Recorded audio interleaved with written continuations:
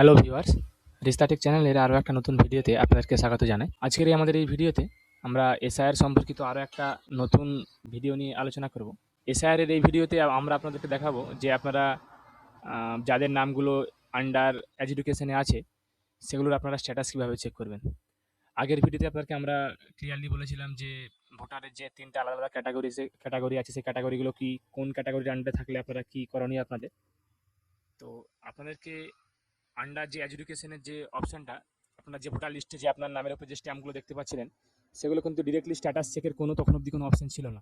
তো এখন নতুন করে অপশন এসেছে যে পার্টিকুলারলি আপনার ভোটার কার্ডের বা এপিক নাম্বারটা দিয়ে আপনারা কীভাবে সার্চ করবেন সেটা নিয়ে আজকের আমাদের এই ভিডিও। আপনারা কমপ্লিটলি দেখুন স্কিপ করে, তাহলে বারবার আপনাদেরকে আর কোনো সাপ্লিমেন্টারি লিস্টের জন্য ওয়েট করতে হবে না। আপনি ডিরেক্টলি আপনাদের এপিক নাম্বার দিয়ে কিন্তু সার্চ করে নিতে পারবেন। পরে যখন আপনাদের এরিয়ার বা কোনো সাপ্লিমেন্টারি লিস্ট বেরাবে ইলেকশন কমিশনের তরফ থেকে, তখন আপনারা ডিরেক্টলি সেই লিস্টে কিন্তু আপনাদের নাম পেয়ে যাবেন। তো তার জন্য আপনাদের কী করতে হবে, আপনারা ভোটার্সের যে অফিসিয়াল পোর্টাল আছে আপনারা ডিরেক্টলি সার্চ করবেন voters.eci.gov.in, এটা লিখে আপনারা সার্চ করে নেবেন। সার্চ করে নেওয়ার পর আপনার কাছে দেখুন একটা অফিসিয়াল ওয়েবসাইট খুলে যাবে ইসিআই নেটের বা ভোটার সার্ভিসেস পোর্টালের। তো আপনারা এখানে কী করবেন, এখানে কিন্তু এটা সার্চ করার জন্য আলাদা করে কোনো লগ ইন করার বা সাইন আপ করার কোনো দরকার নেই। আপনারা একটু স্ক্রল করে নিচে আসবেন, এখানে আপনার একটা অপশন দেখতে পাচ্ছেন search your name in voter list, এখানে ক্লিক করবেন। ক্লিক করার সঙ্গে সঙ্গে দেখুন আপনার কাছে এপিক নাম্বার দেওয়া জায়গা চলে এসেছে। আপনারা হয়তো ভাববেন যে এটা কোনো পুরনো কোনো প্রসেস, আপনারা জাস্ট দেখতে থাকুন তাহলে বুঝতে পারবেন। দেখুন আমরা এখানে একটা এপিক নাম্বার দেব।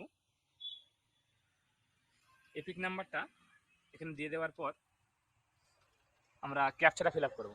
এপিক নাম্বারটা আমরা সিকিউরিটি রিজনের জন্য আমরা এখানে ব্লার করে দিয়েছি। এখানে আমরা এপিক নাম্বারটা দেওয়ার পর ক্যাপচাটা ফিল আপ করবো। ক্যাপচাটা ফিল আপ করার পর সার্চ অপশনে ক্লিক করব। যখনই সার্চ অপশনে ক্লিক করব, দেখুন আপনারা অন্যান্য সময় যেদিন অবধি ভোটার লিস্ট পাবলিশ করা হয় সে সময় কিন্তু আন্ডার এডুকেশনে থাকার পরও কিন্তু আপনার নাম কিন্তু দেখিয়েছিল এখানে। এখানে দেখুন ভোটার কার্ডের নাম্বারটা দিয়ে দেওয়ার সঙ্গে সঙ্গে আরেকটা অপশন চলে এসেছে, ইলেক্টর ইজ আন্ডার এডুকেশন, দেখতে পাচ্ছেন। তো সেক্ষেত্রে আপনাদের নামটা এখানে এই ভোটারটা বিচারাধীন অবস্থায় আছে, তাই কিন্তু কোনো ধরনের নাম কোনো ডিটেলস কিন্তু দেখাচ্ছে না। সেক্ষেত্রে যদি আমরা একটা অন্য ভোটারের লিস্ট চেক করি, যেমনটা আপনাকে দেখিয়ে দিই, আমরা যদি একটা অন্য কোনো যে ভোটারটা কোনো অ্যাপ্রুভ ভোটার অর্থাৎ কোনো এডুকেশন বা ডিলিটেড ভোটার নয় সেটা যদি আমরা এখানে চেক করি, তাহলে দেখুন সেটা কিন্তু ডিটেলসটা এখানে দেখিয়ে দেবে। আমরা এখানে ভোটার নাম্বারটা দেওয়ার পর সার্চ অপশনে ক্লিক করব। আপনারা দেখতে পাচ্ছেন এই ভোটারের যাবতীয় ডিটেলস কিন্তু এখানে দেখিয়ে দিয়েছে। তো সেক্ষেত্রে আপনারা যখনই কোনো ভোটারের ডিটেলস সার্চ করবেন, আপনাদের নাম্বারটা যদি এডুকেশনে থাকে আর আপনাদেরকে সাপ্লিমেন্টারি লিস্টের জন্য ওয়েট করতে হবে না, আপনারা কয়েকদিন ছাড়া এখানে চেক করতে পারবেন। যখনই আপনার নামটা আন্ডার এডুকেশন থেকে এডুকেটেড হয়ে যাবে, সেটা অটোমেটিক্যালি কিন্তু এখানে আপনার রেজাল্টটা কিন্তু এখানে ফাউন্ড তখন দেখাবে। তখন আপনারা জানবেন যে আপনার নামটা কিন্তু অলরেডি উঠে গিয়েছে।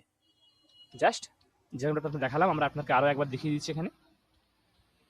আমরা এখানে ক্যাপচারা দেওয়ার পর সেমভাবে শুধুমাত্র জাস্ট সার্চ অপশনে ক্লিক করব। যখনই সার্চ অপশনে ক্লিক করব তখনই কিন্তু আমাদেরকে তার ডিটেলসটা কিন্তু এখানে দেখিয়ে দেবে। দেখুন আপনারা আবারও আপনাকে দেখিয়ে দিলাম যে ইলেক্টর ইজ আন্ডার এডুকেশন, এরকমটা আপনার কাছে শো করবে। তো আশা করি আপনারা যারা ভিডিওটা দেখলেন পুরোপুরিভাবে তারা আপনারা বুঝতে পারলেন যে আপনারা খুব সহজেই কীভাবে আপনাদের নামগুলো ডিটেলসগুলো এখান থেকে সার্চ করবেন। আশা করি আপনাদেরকে ভিডিওটা ভালো লেগেছে। আপনারা প্রত্যেকে ভিডিওটাকে লাইক করুন, কমেন্ট করুন, তার সঙ্গে সঙ্গে শেয়ার করে অন্যকেও দেখার সুযোগ করে দিন। কমেন্টে কোনো অসুবিধা হলে জানান, আমরা চেষ্টা করবো সেই সমস্ত কমেন্টগুলোকে রিপ্লাই করার বা সেগুলোকে নিয়ে কোনো নতুন করে ভিডিও বানানোর। আমি আপনার কাছে আবার এখন নতুন টপিক বা নতুন কন্টেন্ট নিয়ে নতুন ভিডিও নিয়ে হাজির হব। ধন্যবাদ।